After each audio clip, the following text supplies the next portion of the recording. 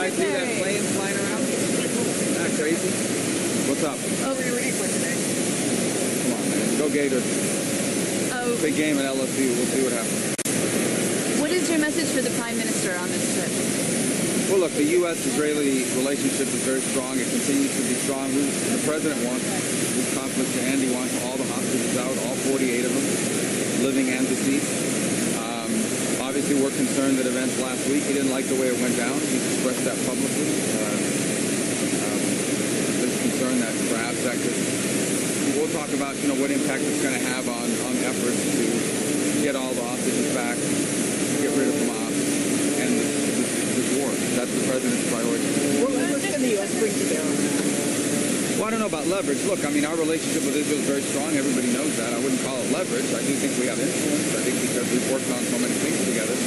So we'll be there to express that and also to express the president's view, which is that he wants Hamas defeated. He wants the war to end. He wants all 48 hostages home, including those that are deceased. And he wants it all at once. Like, he wants all the hostages out, not 5 and 10. Piecemeal, and we'll have to discuss about how the events last week had an impact on the ability to achieve that in short order. I'll get you. Go ahead. The Taliban is putting out word that well, I don't know. Look, our special envoy for people unlawfully detained has been having conversations for a while. I think he went there to explore what's possible. Obviously, it'll be the president's decision in terms of any trades or any exchanges. But we most certainly want any Americans or anyone who's being unlawfully detained to be released. And so he went there to explore what that would look like. Are you fully supportive of an offensive into Gaza City? What are you going to talk to the Israelis about on that regard? Yeah, I don't know if we should get into that. I mean, I'm not going to get into that in the media other than to say the president wants this to be finished with. And finished with meaning 48 hostages released all at once. Hamas no longer a threat. So we can move on to the next phase, which is how do you rebuild Gaza? How do you provide security? How do you make sure Hamas or anything like it never comes back again?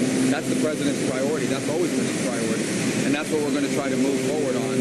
And part of what we're going to have to discuss as part of this visit is how the events of last week in Qatar impact that. Do you think the Qataris will still work with the U.S.? I met with them. Vice President and I met with the Prime Minister yesterday. I know they had dinner with the President last night. So, we have a relationship with them as well. We've been working on a number of things with them. They've been, for example, very helpful in the DRC, Rwanda, or with the M23. They've been hosting those talks. So we had a visit there earlier this year. I did, and then went back a second time with the President. So they've been good partners on a number of fronts.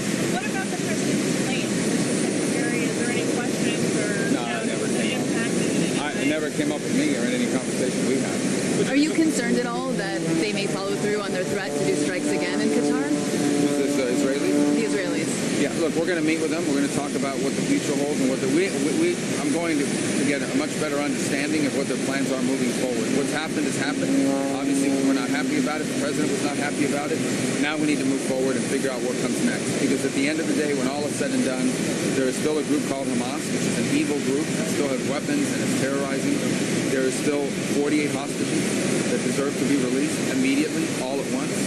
And there is still the hard work ahead of, once this ends, of rebuilding Gaza in a way that provides people the quality of life that they all want. And who's going to do that? Who's going to pay for it? Who's going to be in charge of it? So all that work is still there to be done. All that still needs to be dealt with. You say you're not happy about it. The U.S. Israelis not to do this again? I think the president's comments speak for themselves on that front, and he didn't like the way it went down.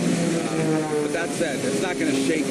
Our relationship with Israel is going to remain strong. And sometimes, things happen or come up in those relationships that perhaps you're not 100% aligned with or what have you. But it's not going to change the nature of our relationship with the Israelis. But we are going to have to talk about it. Primarily, what impact does this have? What happened?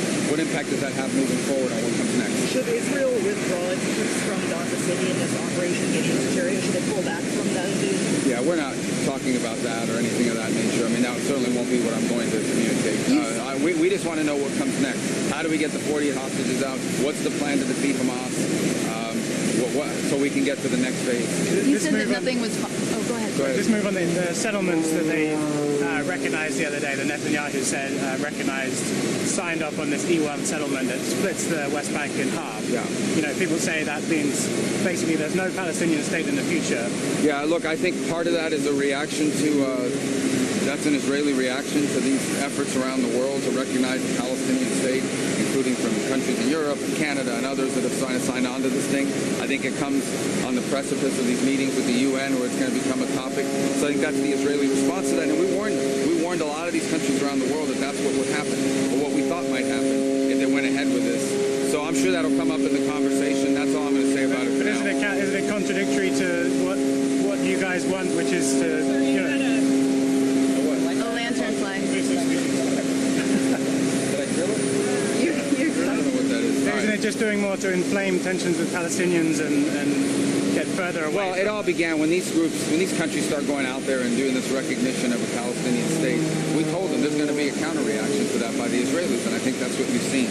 So we're going to talk about that holistically in terms of how it impacts the entirety of it. I'm sure it's a topic of conversation. On Colombia, have you made a decision yet about whether or not you'll certify them? I know that deadline is coming up. We might have an announcement on that next week. We inaugurated this tunnel and the tunnel announced on Tuesday. There were reports of that. Well, let me tell you, the city of David is separate. I intend to go to that. I've been to that before. Many years. That's an archaeological site. It's one of the most important archaeological sites in the world. I've visited it numerous times in the past. I understand people want to involve politics in it. I understand everything in this region is political to some extent. But at the end of the day, it's an extraordinary archaeological site. It just is. And I think an important one for multiple things. Qatar, I think starting Monday is going to meet with regional allies in the Gulf to talk about the response to the attack. Are you going to bring a message to the Prime Minister about that? Well, we talked to them a little bit about it yesterday. I'm not sure they've yet settled on exactly what it is they're going to ask of their allies in the region. I don't think it's breaking news that multiple countries in the region were upset about what happened. We're unhappy about it. Obviously, we're not going to be at that meeting. I don't think they've yet settled on exactly what it is they're going to raise as their message at that meeting. But our focus now is moving forward. What comes next? Because when all is said and done, despite what happened earlier this week in Qatar and Doha, we still have to deal with the 48 hostages and they need to be released. We still have to deal with Hamas, which nobody in the region wants to see stay in place. And we still have to deal with, when that is settled and done, how do you rebuild Gaza so that this in a way that this never happens again. All right, let's go. One more? Yes. Has the U.S. made any final determination or made any more decision about the Russian drone incursion into Poland, whether it was intentional or... Well, there's still a lot of gathering happening. Irrespective, it shouldn't have happened. I don't think anybody's happy about it seeing happen. You saw NATO respond to it appropriately. We don't want to see it happen again. We think it's a unacceptable and unfortunate and dangerous development in this regard. I think it'll take a few more days for everybody to fully... The drones were intentionally launched. There's no doubt about the drones were intentionally launched. The question is whether the drones were targeted to go into Poland specifically. If that's the case, if the evidence leads us there, then obviously that'll be a highly escalatory move. There are a number of other possibilities as well, but I think we'd like to have all the facts and consult with our allies before we make specific determinations. We're being bombarded here by some kind of bug is on you now. All right, guys, let's get out of here before you get killed by a bug. We're going to, you think, attend Charlie Kirk's funeral services next weekend? Yes, I intend to, assuming I believe we'll be back in time for it. Charlie was a great young man. I got to know him quite well, actually. In fact, I had spoken to him as late as last Thursday. I believe he was in South Korea, and was returning to South Korea. So he was and I admired all the stuff he said and did on campuses. I think he had an enormous influence on young people. Primarily, I think the most ironic part about all this Charlie Kirk situation, tragedy, is he was actually one of the few people out there that was engaged. A lot of people brought in good speeches. He was actually engaged in back and forth, I felt very respectful debate with people that disagreed with him. He knew and invited people that disagreed with him, not just on college campuses, but on podcasts and interviews. He had people on his show. He would go on other people's shows. I think we actually need more of that. dialogue and discourse. And so I think it's tragic and ironic at the same time that one of the few people out there that was engaged in that sort of debate back and forth on these topics, some of which are highly emotional and highly divisive, but nonetheless was verbally engaged. That's one of the voices that someone tried to go in silence through this horrible tragedy. Okay? Thank you, guys. Thank you so much. Stay for those bugs. You ever feel like you're in one of those planes? Huh? Ever feel like you're in one of those planes? You mean in lights or out here? Yeah. Oh, yeah. Good job. Well, I'm worried about how do we take off and not hit one